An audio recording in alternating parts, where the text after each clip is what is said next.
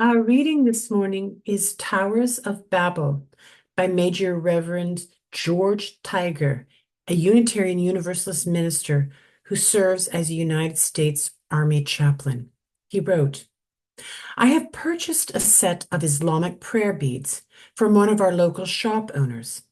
The set has 99 beads, one for each of the names of God in Islam. These are not literally God's names, as if we can call God Joe or Bob, but the attributes Muslims ascribe to the holy, including the merciful, the shaper, the sustainer, the holy one, the loving one.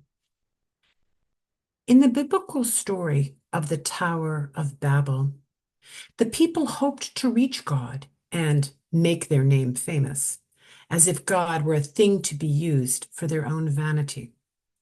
As a result, the people of the world were scattered into diverse cultures and languages, presumably each with its own understanding of God. In part, this reflects the pre-scientific worldview in which God exists somewhere above us. The people thought they could stand face to face with God just by erecting a tall enough building. But the story is also about the human need to own and control things. When so much is out of our control, the lessons of Babel are important for all of us. We can all build towers of Babel when we use God for our own purposes. We can use God to dismiss others, to assert our superiority, to divide people into those who belong and those who don't.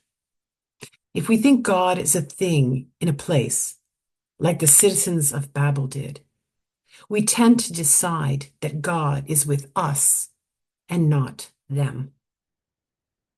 That is why I like the Islamic notion of 99 names of God. Each of those names is a reminder that God is a reality woven into the very fabric of being. God cannot be named or held or possessed, but must ultimately be experienced as love, justice, mercy, peace, compassion, creator, and more. What names might you find for God? To put it another way, where have you experienced the holy in your life, even here in this place when we are together? When does God feel far away? How has the divine been close to you? These questions can tear down the towers of Babel in our minds and bring us down to earth where God lives every day.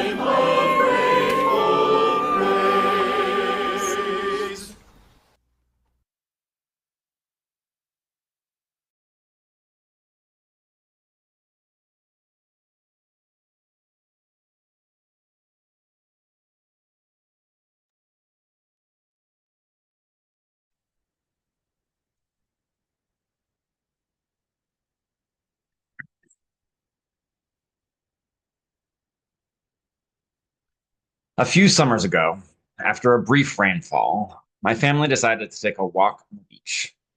When we got there, we saw it, a rainbow. It was magnificent, a full arch with all the colors, the fullest rainbow I have ever seen. It filled me with wonder being there, witnessing, soaking in nature's beauty. And so, of course, I immediately pulled my phone out and began taking pictures.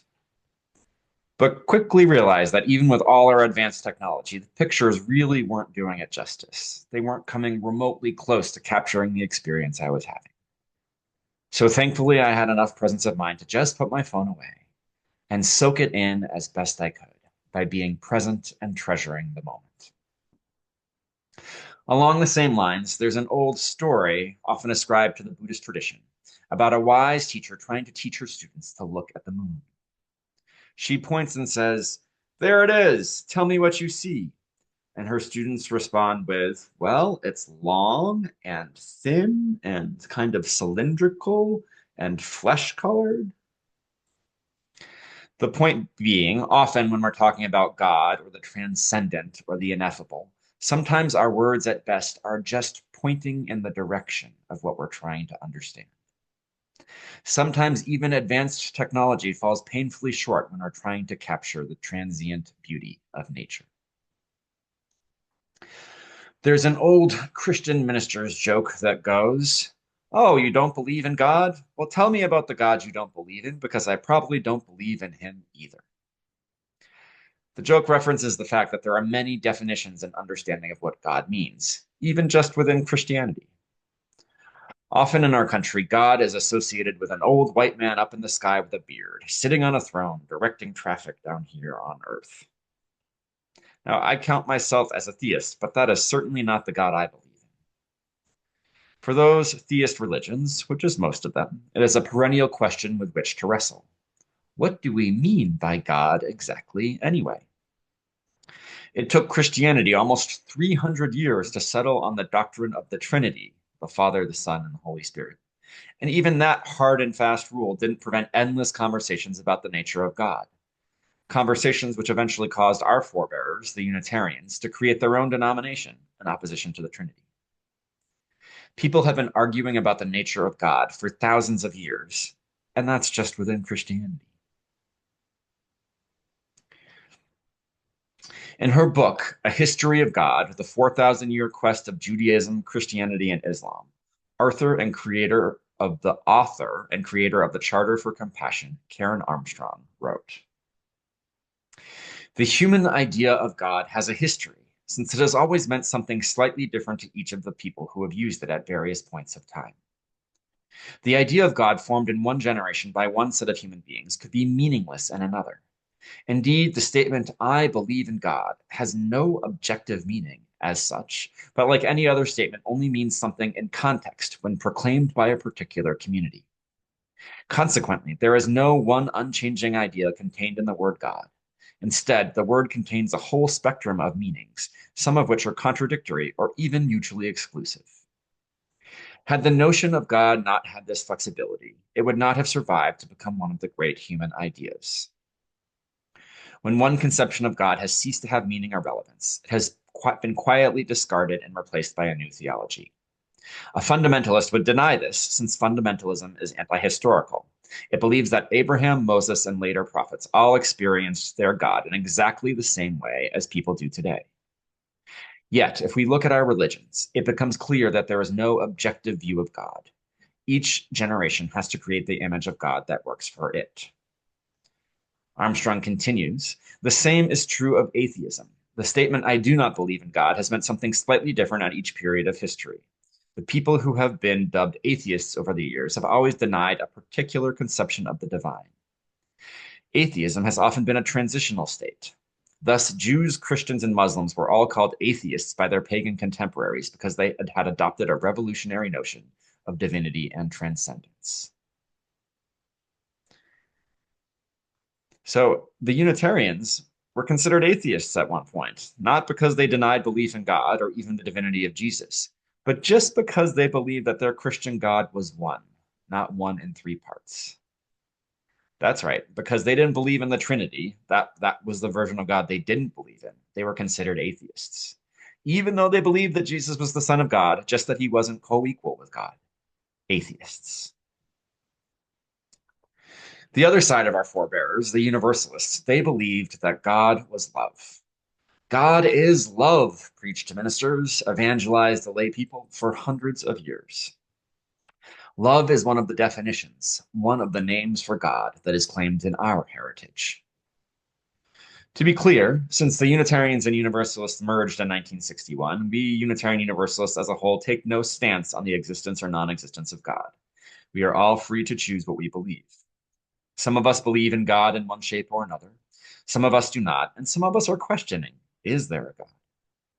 Today, though, we're not wrestling with that question. We're simply going to explore the varying names of God, since the exploration hopefully has something to offer theists, questioners, and atheists alike. As Michael Dowd, renowned environmentalist and author of Thank God for Evolution, notes, what we call reality, the ancients called God. Language changes over time. Words create worlds.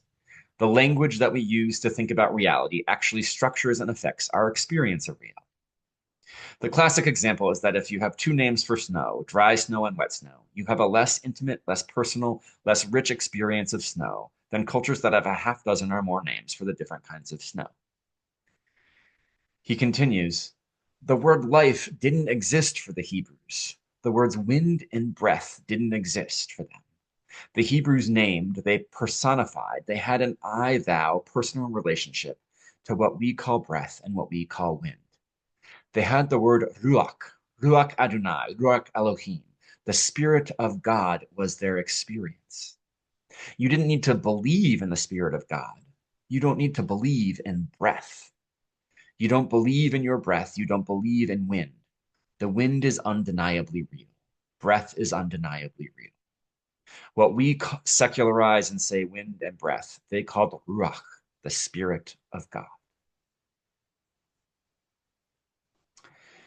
Now, I'm not trying to push Dowd's argument on you that God is all of reality and thus convert any non-believers in the room to theism, though that is what the basic point of Dowd's talk is and where the proceeding comes from. The talk is titled What We Call Reality, the Ancients Called God. I am suggesting, though, that if we look beyond the box prescribed in Christianity for what God might mean and expand our thinking to include reality describing aspects of God that exists in other faith traditions, such as Judaism and Islam, to name but two, that there might be an added richness to our understanding of life and reality for atheists, questioners, and theists alike. As Unitarian Universalist minister and Army chaplain, Major Reverend George Tiger shared in our reading this morning, this is why I like the Islamic notion of 99 names of God. Each of those names is a reminder that God is a reality woven into the very fabric of being. God cannot be named or held or possessed, but must ultimately be experienced as love, justice, mercy, peace, compassion, creator, and more. Now, not all of the 99 names for God in Islam are ones that most Unitarian Universalists would embrace. The controller, the king, the judge, the dominant, the owner. Many of us would probably have some difficulty seeing reality in those names, or at least the parts of reality we value. Too often in religion and in cultures worldwide, a system of patriarchy and oppression has existed using names and words such as those. Interestingly, though, if you scroll through the list of 99 names, it's harder, at least for me, to find the ones I object to than it is to see the ones that are meaningful and thought-provoking. The holy, the peace, the evolver, the sustainer, the hearing, the just, the gentle, the repeatedly forgiving. Oh, I love that one. What a wonderful name for God, the repeatedly forgiving. What would it look like to think of the nature of the universe as repeatedly forgiving?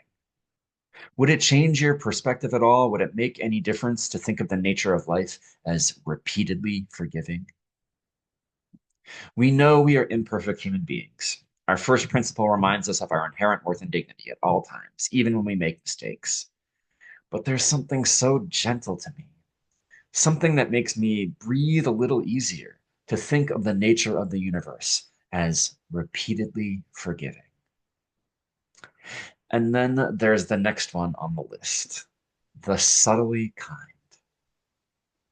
Especially these days with so much divisiveness in our country, what would it look like to consider the universe as subtly kind? It makes me relax a little bit. I'll say that. And I'm noticing too that the word keeps coming up. Breath, breathe, ruach, the spirit of life. I'm thinking that's not a coincidence. More names from Islam. The giver of honor, the giver of dishonor, the avenger, the pardoner, the giver of life, the bringer of death, the first, the beginningless, the last, the endless. There's a whole sermon here too, just in the sense of paradox, the complexity in which many great truths lie.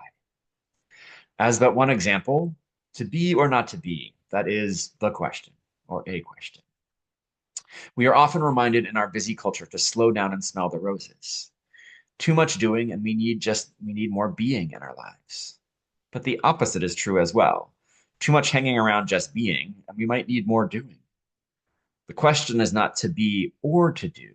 The challenge is to be and to do. As Buddhism reminds us, every moment of doing can also be a moment of being if we are intentional. And balance is so, so important. And those are only 17 of the 99 names of God in Islam. It won't keep us here all morning listing and reflecting on the other 82, but I imagine we're beginning to get the point. Let's consider one other name for God, though, from outside Islam, just to expand things even further. Pagans in paganism often embraces many gods, one of whom is the goddess or the divine feminine. For the vast majority of Western thought, God has been regarded as he, him, his, as masculine. This comes in large part from the Father-Son analogy in the Trinity. And what a limitation it is. Talk about the patriarchy and sexism being wrapped into the very language of religion. Why on earth should the idea of God be limited only to the masculine? Some Christian denominations in the United States have taken steps in the past few decades to rectify this problem. But paganism, among other religions, has long lifted up the importance of the feminine divine as a valuable, vital name for God. All of this makes me wonder, if we Unitarian Universalists were a theistic religion and we had 99 names for God ourselves, what might some of them be? I imagine many of them would be similar to Islam. God is love, God is mercy, God is compassion, God is forgiveness. We might offer some of our own too. God is inclusivity, God is equity. If you were going to offer names for God, and atheists and questioners, just pretend for a moment that you believe in some form of God for this thought exercise. If you were going to offer names for God, for ultimate reality, what names would you give it?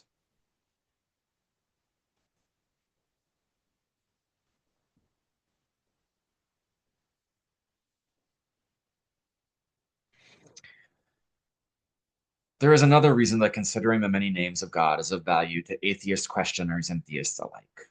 The many different names given to God in different religious traditions lift up what is of value and meaning to them in the world. Take God is love. That statement was extremely important to the Universalists who preceded us, because they interpreted that to mean that God loved everyone, no matter how many mistakes or wrong things you did on this earth. So that meant that everyone went to heaven, since God loved all of us, no matter what. That's actually a pretty powerful message. And it was really popular back in the day of hellfire and brimstone as a real contrast to lots of folks going to hell.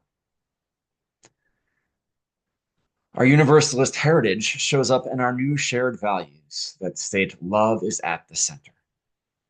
The names we have for God lift up beliefs and values that last and persevere, even sometimes when the belief in God itself changes. Returning to the joke from earlier, tell me about the God you don't believe in, because I probably don't believe in him either. If we were to define God as the nature of reality, being love, mercy, justice, compassion, forgiveness, to name just a few, is that a God we could believe in? I fear that we too often get boxed in by the Christianity all around us. Jesus, the Trinity, the God of the Bible, both Hebrew and Christian scriptures. Many of those definitions of God are ones I don't believe in. But love, mercy, justice, compassion, forgiveness, if that was the idea of God that I encountered all around me, I personally would have a lot less to argue with. To be clear, I'm not trying to convince or convert anyone to theism. I am suggesting that perhaps we can begin to approach God with a broader idea of what's possible, compared with the Christian waters we swim in this country. Because in exploring Allah and Islam this morning, and peering briefly into the window of paganism at the goddess, we've also barely begun to scratch the surface of all the different conceptions of God out there. Maybe Islam has really hit on something here. If the meaning and mystery in the universe is indescribable, instead of arguing about one definition, maybe our lives and our meaning making would be richer and fuller by having many definitions, many ways, some even contradictory, in which we talk about all that is good and holy in this world.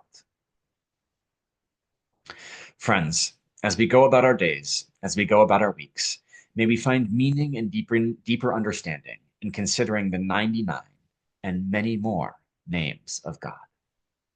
Instead of taking a narrow view of God, may we embrace possibility.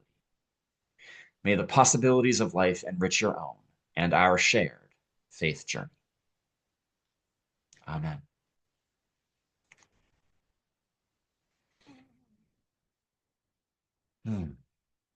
All right, transitioning to the offering. Our share of the plate offering this morning will go to the UUA Disaster Relief Fund, which is currently helping those impacted by the Los Angeles area fires. Instructions on how to give will be shared in the chat. Once you have given, we're also going to do something else. Since we're online this morning, we're going to try and take advantage of that. And so we're going to do something called a Mentimeter, which some of you may have done before, but we're going to create a word cloud with everyone answering the question, everyone who wants. What word would you use to describe God or the holy? To participate, click on the link that will show up in the chat or go to menti.com. That's menti.com. And don't worry, that'll show up on the screen. And enter the code that shows up on the screen.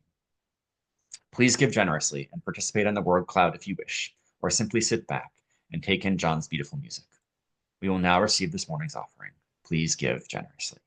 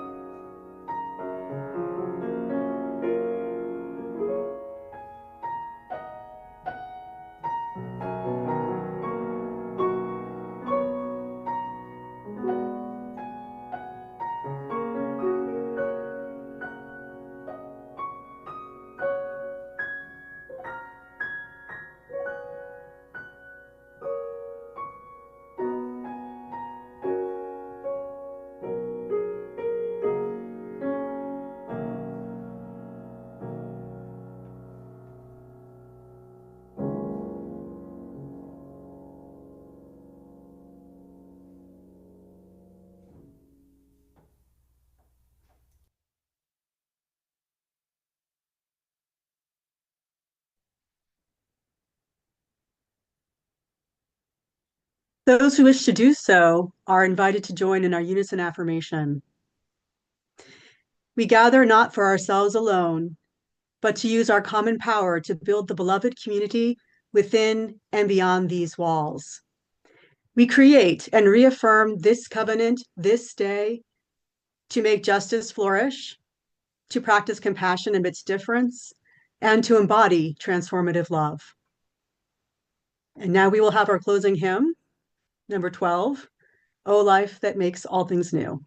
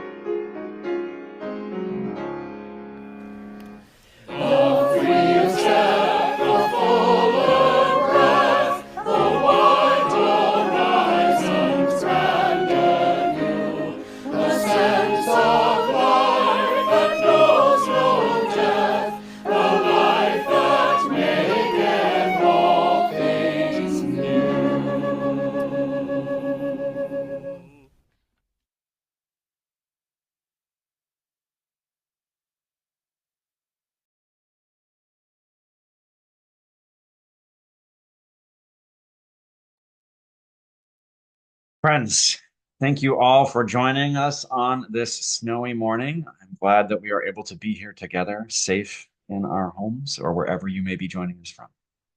As we go out into the world, let us consider how many possibilities there are out there and how limited sometimes our viewpoint is, whether it is about the nature of God or other things. There is so many possibilities out there. So let us embrace them, and in doing so, embrace and broaden our horizons. Go and be blessed and be a blessing. Amen.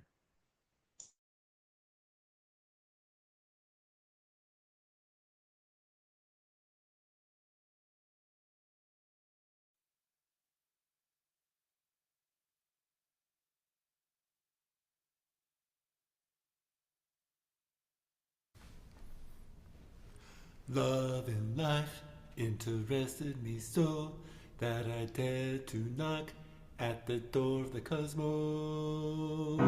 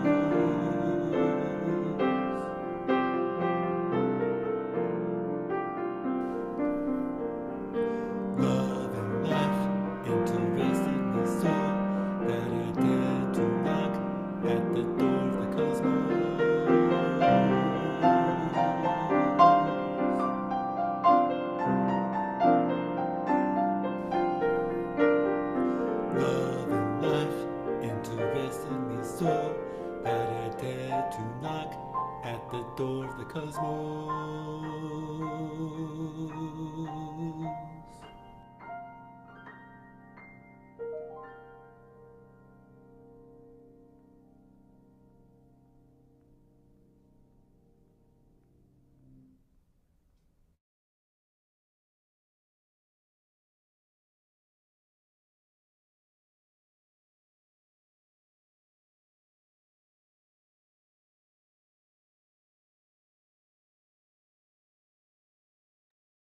Please read together the words for extinguishing the chalice. We extinguish this flame, but not the light of truth, the warmth of community, or the fire of commitment. These we carry in our hearts until we are together again. Be blessed on this beautiful, snowy day.